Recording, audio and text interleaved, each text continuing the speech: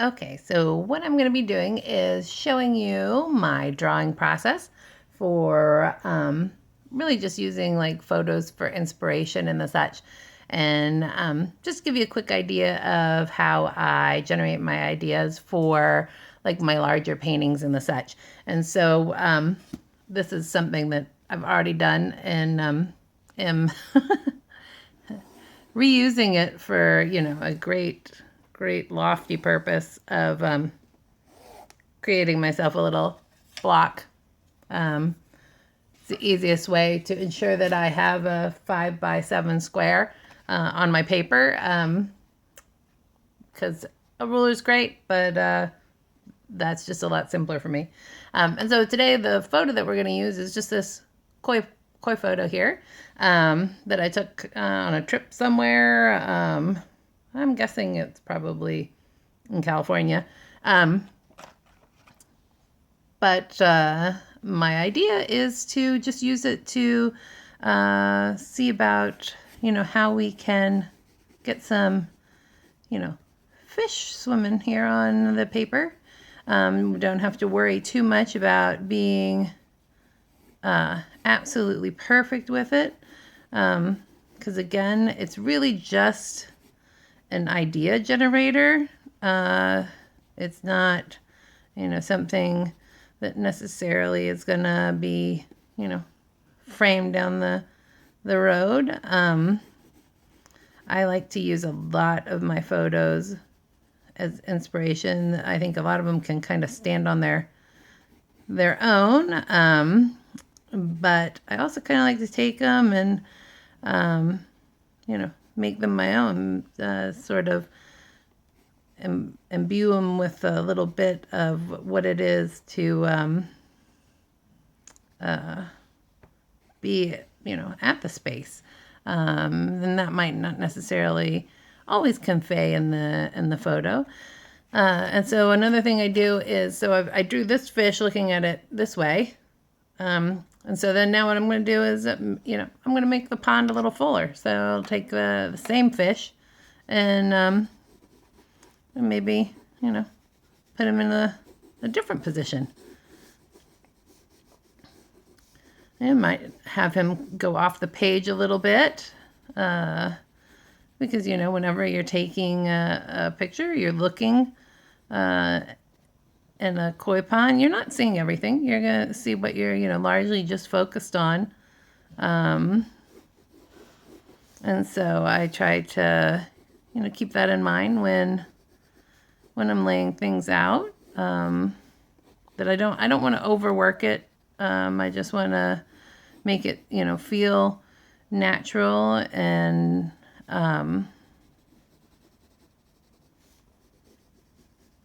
like it is something that you could see if you were out and about. It's always nice to have something in, your home or office that reminds you that there is this great outdoors with all this, teeming life floating by in some cases, flying by in other cases, maybe just kind of lurking in a corner in other cases. That's one of the things that I like about where my studio is it's in the middle of the woods. And so there are always these visitors kind of going by. Not the koi. I don't have koi, but I do have, some fox and deer. There's this awesome red-tailed hawk that I pretty much just stalk with my camera, poor thing. He'd probably much rather be left to hunting. And but he's got a lot of space to roam, so he's good.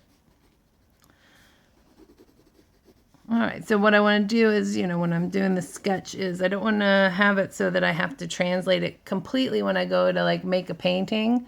What I want to do is just give myself a general idea of the composition. Do I like how it's shaping up? You know, am I gonna maybe, you know, maybe I want to add like a little, you know, depth to it, just like so that, you know, what things will translate to for me, you know, when I actually do, you know, the color blocking in the painting. You know, with water, I always want movement with water, because it's so important, because there's so much life going on underneath the surface that that to have still water is probably doesn't mean that you have a healthy pond. Don't drink the water. But like, so for me, by doing this, I'll know where, you know, I want a lot of my highlights to be. Like, I'm going to, you know, make the corners darker, so that ideally the viewer is going to focus more on these two guys in the center. You know, I may down the road add like another fish. Sometimes I like pairs. Sometimes I like odd numbers. I'm normally more odd number kind of person. But if you look at the way that I have it initially sketched out, there is an odd number of things here. While there's two fish, there's actually clusters of little lily pads here. And there are 3 of them, just, you know, around the perimeter of the painting. So that, you know, makes 5. And so that, you know, it's a lot of like when you do like landscaping or the such, you know, and you get, you know, I don't know, 3 rose bushes, and then you get 5 little, you know, hydrangea or something like that, so that it'll, you know, balance out and you get the, you know, 8, but it won't look like an even number because you've taken the odds into consideration.